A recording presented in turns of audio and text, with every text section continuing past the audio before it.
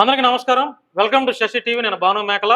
మొత్తానికి రెండు తెలుగు రాష్ట్రాల్లో నాన్ సెన్స్ న్యూసెన్స్ అయినటువంటి ఈ కేడి శ్రీనివాస్, అఘోరి శ్రీనివాస్ కాదు కేడి శ్రీనివాస్ వివాదం అంతా ఈరోజు కన్క్లూజన్కి వచ్చేసింది. పోలీసు వారు చట్ట ప్రకారం వాడిని రిమాండ్కి వేశారు. మరి ఈ ఎంటైర్ వివాదంలో మరి శివరుద్ర స్వామి గారు, తర్వాత అడ్వకేట్ ఆజాద్ గారు, మాధురి గారు, జోగిని టీంలో ఉన్నటువంటి చాలామంది కొంతమంది మహిళలు, తర్వాత వర్షిని తల్లిదండ్రులు, అమ్మగారు, నాన్నగారు, తర్వాత ఈ కేడి శ్రీనివాస్ చేతిలో మోసపోయినటువంటి రాధిక గారు, అంతా మొత్తానికి ఒక కొలిక్కి వచ్చేసింది. వాడికి చట్ట ప్రకారం రిమాండ్ వేశారు, 14 రోజులు రిమాండ్ వేశారు. ఏదేమైనా కూడా ఈ వివాదం ఈ రెండు తెలుగు రాష్ట్రాల్లో గత కొంతకాలంగా చాలా నాన్సెన్స్గా ఉందండి.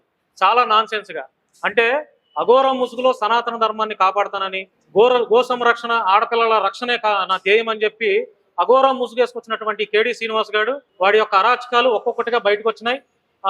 ఈ మా శశి టీవీ ద్వారా నేను ఒక కన్ఫర్మేషన్ ఇస్తున్నానండి. మోకిలా పోలీస్ స్టేషన్లో ఏదైతే మహిళ కంప్లైంట్ ఇచ్చిందో ఆ కంప్లైంట్ ఇచ్చిన మహిళ 10 లక్షల రూపాయల యొక్క అసలు దాని యొక్క సారాంశం ఏంటంటే, ఇప్పుడు ఒక పాస్టరు ఇంటికి వెళ్ళి ప్రేయర్ ఎట్లా అయితే చేస్తే మన కానుక ఎట్లా అయితే ఇస్తామో, అలాగే ఒక ముస్లిం మతస్థులు తాయెత్తులు అంతరాలు కట్టుకుంటే డబ్బులు ఎలా ఇస్తామో, అలాగే ఈ అఘోర మాత పూజలు చేస్తాడు అని అంటే వారి వ్యాపారాల కోసం, వారి యొక్క కుటుంబ జీవన విధానం కోసం, వారి ఆరోగ్యాల కోసం పూజలు చేయించుకోవడం కోసం 10 లక్షలు ఇచ్చారండి. అంటే కొంతమంది తెలియక యోని పూజ, నగ్న పూజ అంటున్నారు, కానీ ఇది కాదండి. కేవలం వారి యొక్క వ్యాపారం బాగుండాలని, వారి యొక్క వ్యాపారాలు బాగుండాలని, వారి యొక్క ఆరోగ్యం బాగుండాలని చెప్పి మాత్రమే డబ్బులు ఇచ్చారు. అయితే అసలు కేసు ఎందుకు నమోదైందంటే 10 లక్షలు ఇచ్చింది కాకుండా ఇంకా మరొక 5 లక్షలు ఇవ్వాలని చెప్పి, నా కారులో తల్వార్ ఉంది, నా కారులో గన్ ఉంది, మిమ్మల్ని చంపేస్తా అని భార్యాభర్తలు ఇద్దరిని బెదిరిస్తే మోకిలా పోలీస్ స్టేషన్కి వెళ్ళి ఇద్దరు భార్యాభర్తలు చట్ట ప్రకారం కంప్లైంట్ ఇచ్చారండి. అది ఎప్పుడు గత నెల 25వ తేదీ, అంటే ఫిబ్రవరి 25వ తేదీన కంప్లైంట్ ఇస్తే పోలీసు వారు ఎఫ్ఐఆర్ కట్టేశారు.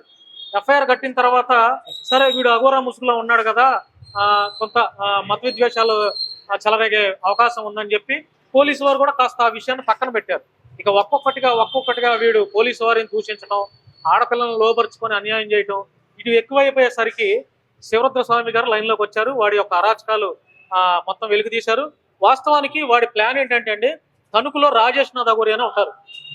రాజేష్నాథ్ అఘోరి యొక్క ఆశ్రమాన్ని ఆయన నుంచి డైవర్ట్ అయిపోయి ఈ కేడి శ్రీనివాస్ గారు ఆశ్రమాన్ని కబ్జా చేయాలని చెప్పి వర్షిణిని, అమాయకురాలైనటువంటి వర్షిణిని అడ్డం పెట్టుకొని రాజేష్నాథ్ అఘోరి గారి మీద లేనిపోయిన అభండాలు, నిందలు వేసి, ఆయన మీద లైంగిక ఆరోపణలు నిందలు వేసి రాజేష్ అఘోరీనాథ్ గారిని ఎక్కడి నుంచైనా ఆశ్రమం నుంచి తప్పించి ఈ తణుకులో ఉన్నటువంటి ఆశ్రమాన్ని కబ్జా చేయాలని ప్లాన్ అండి కేడి శ్రీనివాస్ గారు. ఇలా తెలంగాణలో ఒకళ్ళు, ఆంధ్రాలో ఒకళ్ళు, ఇట్లాగా స్టేట్కి ఒక అమ్మాయిని ఇతను వసపరుచుకుంటూ ఉన్నాడు. వాళ్ళ దగ్గర డబ్బులు దొబ్బేస్తున్నాడు, కంప్లైంట్లు అవుతున్నాయి. అంతేకాకుండా జర్నలిస్ట్గా ఉన్నటువంటి మాలాంటి వాళ్ళని కూడా చంపేస్తా, నరికేస్తా, అడ్రస్ తెలుసుకొని మరి నరికేస్తా అని చెప్పి అన్నాడు. అంతేకాకుండా భారత రాజ్యాంగ నిర్మాత అంబేద్కర్ మహానుభావుని కూడా ఇష్టం వచ్చినటువంటి అసభ్య పదజాలంతో దూషణలు చేశారు.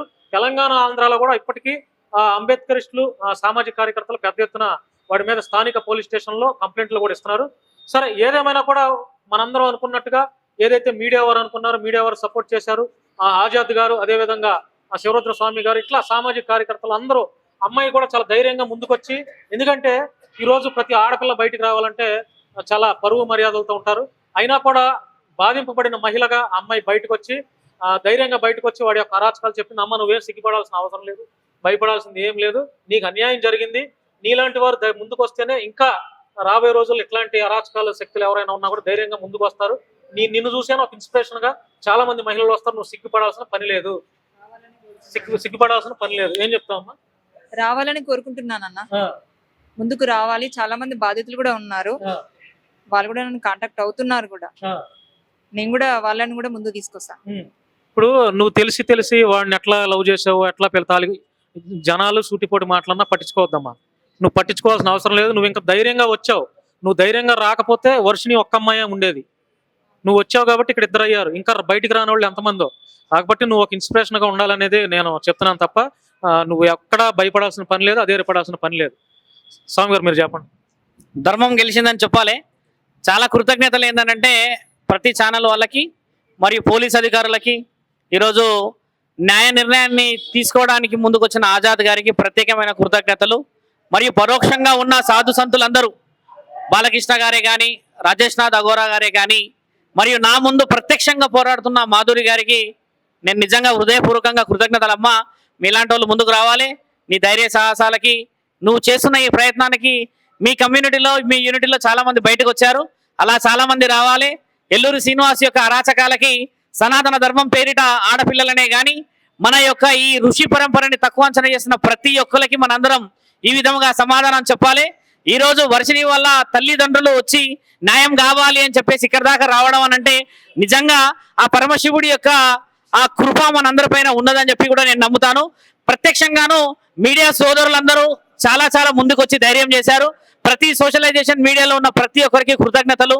మరియు ఈ రోజు మీరందరూ ఒక న్యాయానికి ఎల్లూరు శ్రీనివాసు 14 రోజులు రిమైండ్కి వెళ్ళిన తర్వాత తదుపరి నిర్ణయాలు కూడా ఖచ్చితంగా మీకు అందరికి అప్పచెప్తాము. ముఖ్యంగా ఇందులో ఇక పైన విషయ వివరణలు ఆజాద్ గారు వారి యొక్క తెలివితేటలతో పాటు ఈ సమాజంలో ఇలాంటి విషయంలో ఆడపిల్లల విషయంలో కానీ, సనాతన ధర్మం పేరిట విషయాల్లో కానీ ఒక లాయర్గా ఆయన ముందుకు వచ్చినందుకు చాలా చాలా విషయాలు మీరు ఆజాద్ గారిని అడగాలని నేను మనస్ఫూర్తిగా చెప్తున్నాను మీకు. ఎందుకంటే ఒక సాధువు అయిన నేను చట్టానికి సంబంధించిన విషయ వివరాల్లో అంత అవగాహన నాకు లేకపోవచ్చు, కానీ అఘోరాల పేరిట, నాగసాధుల పేరిట, సనాతన ధర్మం పేరిట ఎవరైనా ముందుకు వస్తే, అలాంటి విషయాలలో ఆడపిల్లలని ఎవరైనా అడ్డు పెట్టుకొని వస్తే ఖచ్చితంగా నేను ముందుకు వస్తానని చెప్పి మీ అందరికీ తెలిసినదే. గతంలో చాలా విషయాలు ముందుకు తీసుకొచ్చాను. ఇక పైన కూడా మీ అందరికీ మాటిస్తున్నాము, అలాంటి విషయాల్లో ఎవరైనా ముందుకు వస్తే మీరందరూ ఉపేక్షించకూడదు. ఖచ్చితంగా న్యాయ నిర్ణయాలన్నీ మనందరం ఖచ్చితంగా మనం తెలుసుకొని ముందుకు వెళ్ళాలని చెప్పి ఆజాద్ గారి యొక్క తదుపరి నిర్ణయాలు చాలా వివరంగా చెప్పాలి. మాధురి అమ్మ చేసిన ముఖ్యమైన విషయాలకు కూడా పరమేశ్వరుడి ఆశీర్వాద బలం ఉండాలి.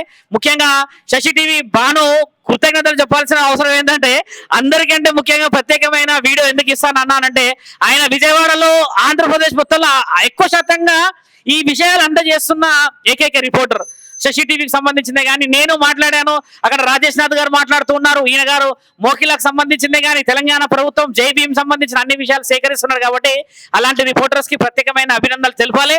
అలాంటి వాళ్ళందరినీ మీరందరూ గుర్తించాలి. ముఖ్యంగా తెలంగాణ పోలీస్ అధికారులకి ప్రత్యేకమైన కృతజ్ఞతలు మరియు అభినందనలు కూడా.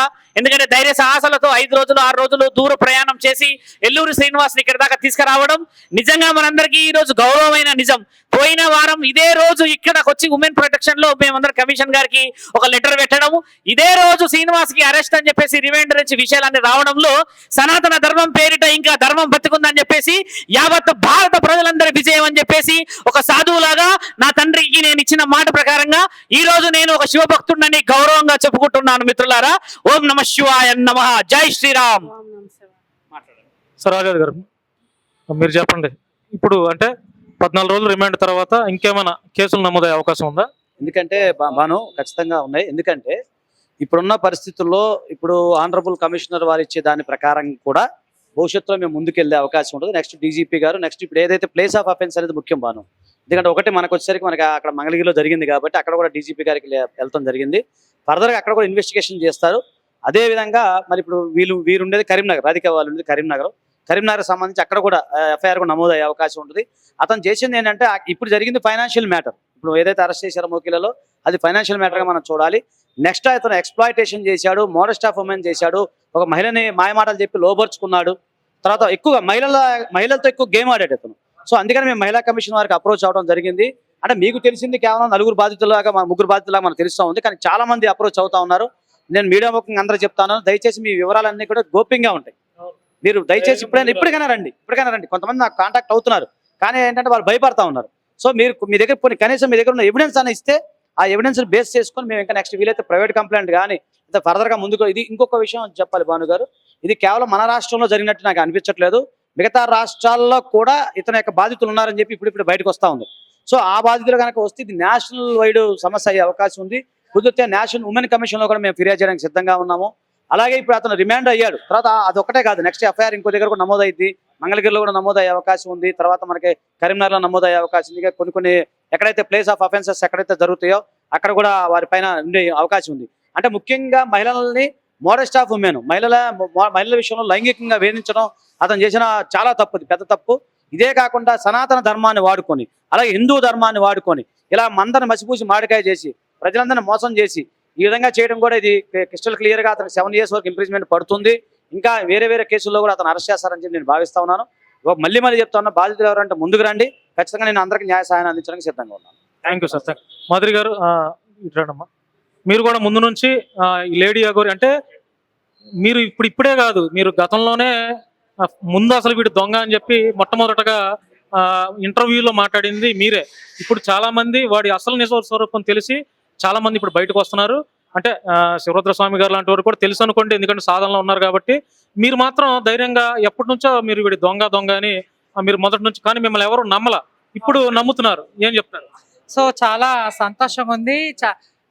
నేనైతే గిన దేశ యావత్ ప్రపంచం అంతా అఘోరికి వత్తాసగా ఉన్నారు. నేను శివరుద్ర గారు అలాగే సంధ్య బాలకృష్ణ గారు మేము నలుగురు మాట గట్టిగా కంకణ కట్టుకొని ఉన్నాం. వీడి ఫేకు అని మధ్య మధ్యలో ఎన్నెన్నో చెప్పుకుంటూ చేసుకుంటూ వస్తున్నాం. కానీ మా మాటలు ఎవరు నమ్మలే, కొట్టి పడేశారు. చాలా మంది రాంజన కమ్యూనిటీ వాళ్ళు కూడా మమ్మల్ని అవమానించడం జరిగింది. ఎందుకు మాట్లాడుతారు, నీకు ఏం తెలుసు, కింద కామెంట్స్ లో కూడా వేలల్లో కామెంట్స్ లో కూడా నన్ను చాలా బూతులు తిట్టడం జరిగింది.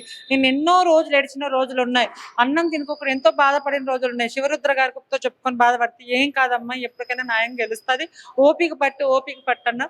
సో ఇప్పుడు దాకా ఓపిక పట్టాను.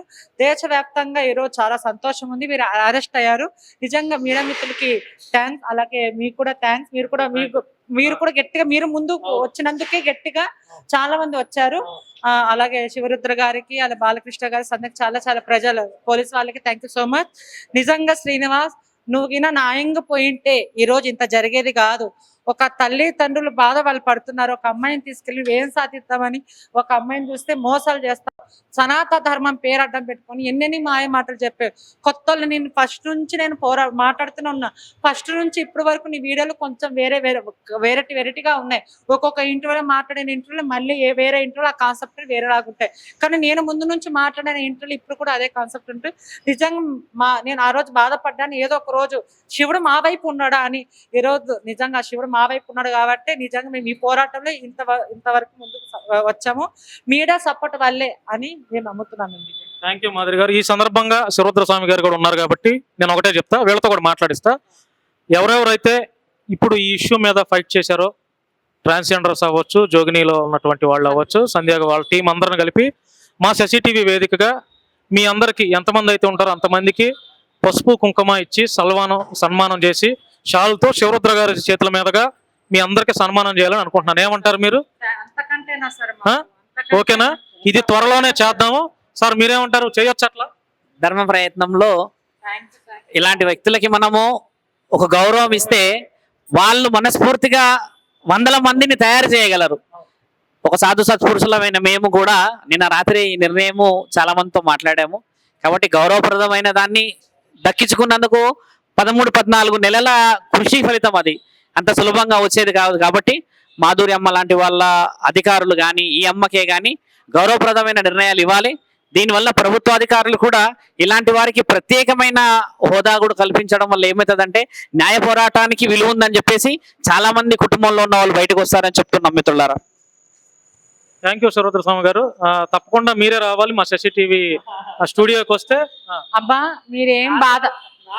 మీరేం బాధపడకండి, రాండి, మీ వెనకాల మేమున్నాం, జనాలు ఉన్నారు, మీడియా సపోర్ట్ ఉన్నారు. మీ బిడ్డ మీ ఇంటికి చేర్చే బాధ్యత మాది, మన అందరిది ప్రయత్నం మేము చేస్తాం. మీరు ధైర్యంగా ఉండండి. ఏ హెల్ప్ కావాలని నా సపోర్ట్ వంతుగా ఉంటుంది. నేను కూడా మీ కన్న కూతురు లాగా నన్ను అనుకోండి, సరేనా? దయచేసి బాధపడకండి, సరేనా? శ్రీనివాస్గా ఇప్పుడైనా నువ్వు మారకపోతే ఇంకా వేరేలాగా ఉంటుంది కథ. ఇంకా నీకు ముందు ఉంది శిక్ష, నీకు ఉంది. కానీ ఒక ఆడపిల్లల జీవితాన్ని నాశనం చేసేది కాదు. మీకేం న్యాయం కావాలో ఒకసారి చెప్పండి. అంటే వర్షిణిని మీకు అప్పచెప్పాలా, లేదంటే పోలీస్ వారి సమక్షంలో ఉండి కొద్ది రోజులు ట్రీట్మెంట్ అందించిన తర్వాత మీకు అప్పచెప్పాలనుకుంటున్నావు? ఏం చెప్పాలనుకుంటున్నావు? అందరికి నమస్కారం అండి. ఇంత కృషి చేసి ఇంత పోరాటం చేసిన శివరుద్ర స్వామి గారికి, గారి పేరేమో మాధురి గారికి, ఇంకా వెనకాల జోగినీళ్ళు వాళ్ళు ఉన్నారంట. సమాజం ఎవరు హర్షించలేదండి. ఒక మాతాజీ రూపంలో వచ్చి, ఒక అఘోర ముసుగులో వచ్చి సనాతన ధర్మాన్ని ఏళనం చేశాడండి. ఈ రోజు సనాతన ధర్మం గెలిపించాడండి శివరుద్ర స్వామి గారు. నాలాంటి కూతురు పోయిన గర్భశోకాన్ని ఆయన, నా కూతురు, నా బిడ్డ, నా దగ్గరికి, నాకు కూతురి నాకు చేశాడండి. మీకు చాలా వందనాలండి. మేము ఎంత షాక్ పడ్డాం. ఏడవకండి, సంతోషపడాలనే విషయం నాలాంటి ఆడపిల్లలు రాధిక గారు స్టేట్ కి ఒకళ్ళు ఉన్నారంటండి. ఇలాంటి దొంగ అఘోరగాన్ని శిక్షించాలండి. పోలీస్ డిపార్ట్మెంట్ వారికి ఎంత కష్టపడి తీసుకొచ్చిన వాళ్ళకి చాలా వందనాలండి. శశిటిపి భాను గారికి, #1 స్టూడియో, అలాగే ఆజాద్ గారికి, ఇంకా చాలా మంది కష్టపడి మా పిల్లను మాకు సేఫ్ గా తీసుకొచ్చినందుకు పోలీస్ ఆంధ్రప్రదేశ్ సీఎం చంద్రబాబు నాయుడు గారికి, తెలంగాణ సీఎం రేవంత్ రెడ్డి గారికి అందరికీ మా హృదయపూర్వక ధన్యవాదాలండి. మా పాపను సేఫ్ గా తీసుకొచ్చి మహిళా కమిషనర్ గారికి, ధర్మ పోరాటం చేసిన శివరుద్ర స్వామి గారికి, నా కూతుర్ని లేకపోతే భరించేసేదానండి. ఏదో చేసేసి మేము ఏడ్చుకున్నామండి. ఇలాంటి పుణ్య గురువులు ఉన్నంత వరకు మేము సేఫ్ గా ఉంటాం మేము అనుకుంటున్నామండి. అందుకే నా హృదయపూర్వక ధన్యవాదాలండి. రైట్. ఇదండి మొత్తానికి కేడి శ్రీనివాస్ గారి చాప్టర్ అయితే క్లోజ్ అయిపోయింది. మరొకసారి శశి టీవీ నుంచి శివరుద్ర స్వామి గారికి, ఆజాద్ గారికి, తర్వాత మాధురి గారికి, మన ట్రాన్స్జెండర్స్ ఉన్నటువంటి ఎవరైతే పోరాడారో వాళ్ళందరికీ, అదేవిధంగా మీడియా మిత్రులకి, మరి ముఖ్యంగా ప్రత్యేకంగా తెలంగాణ రాష్ట్ర పోలీస్ డిపార్ట్మెంట్ వారికి, తెలంగాణ ప్రభుత్వానికి మా తరఫు నుంచి ప్రత్యేకమైన ధన్యవాదాలు తెలియజేస్తున్నాను. ఎందుకంటే వారం రోజులు రుద్రస్వామి గారు మీకు తెలుసు, మీరు కూడా అప్డేట్ లో ఉన్నారు, తెలుసుకున్నారు. వారం రోజులు తెలంగాణ పోలీసులు ఒక బట్టలతోనే తిరుగుతున్నారండి. 3 టీములుగా తిరిగారు, 3 స్టేట్లలో తిరిగారు దాదాపుగా ఆ కేడి శ్రీనివాస్ గారిని పట్టి రావడానికి. పోలీస్ డిపార్ట్మెంట్ వారు చాలా కృషి చేశారు.